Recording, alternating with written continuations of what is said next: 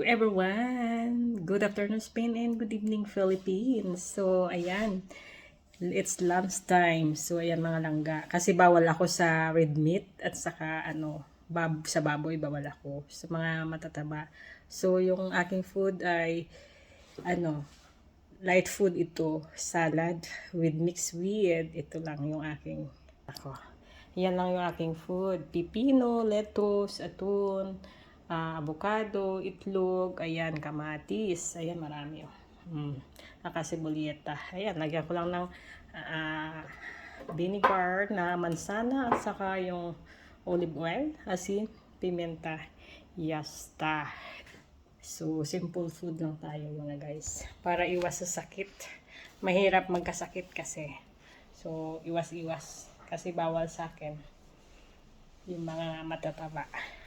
At saka seafoods. Yun. So, yan guys. Bye!